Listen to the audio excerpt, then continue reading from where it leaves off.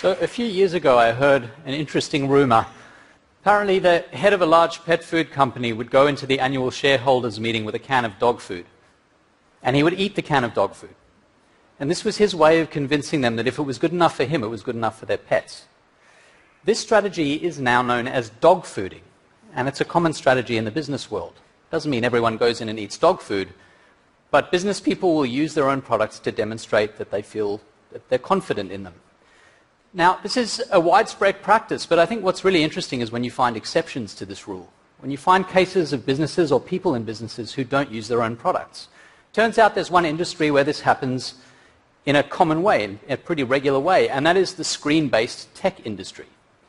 So, in 2010, Steve Jobs, when he was releasing the iPad, described the iPad as a device that was extraordinary.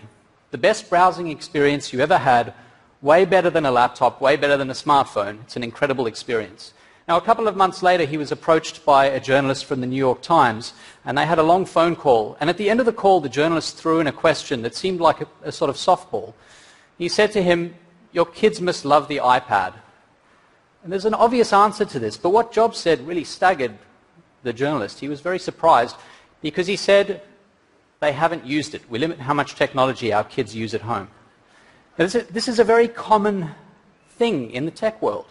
In fact, there's a school quite near Silicon Valley called the Waldorf School of the Peninsula, and they don't introduce screens until the 8th grade. Now, what's really interesting about the school is that 75% of the kids who go there have parents who are high-level Silicon Valley tech execs.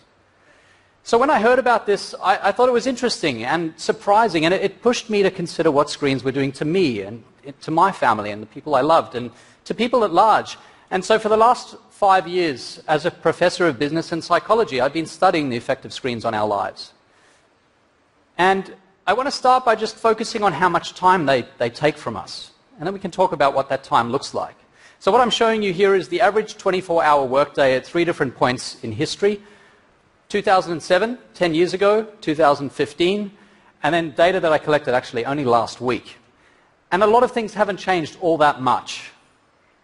So we sleep roughly 7.5 to 8 hours a day. Some people say that's declined slightly, but it hasn't changed much.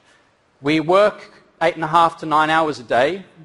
We engage in survival activities. These are things like eating and bathing and looking after kids, about 3 hours a day. And that leaves this white space. That's our personal time.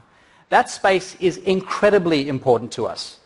That's the space where we do things that make us individuals. That's where hobbies happen, where we have close relationships, where we really think about our lives, where we get creative, where we zoom back and try to work out whether our lives have been meaningful.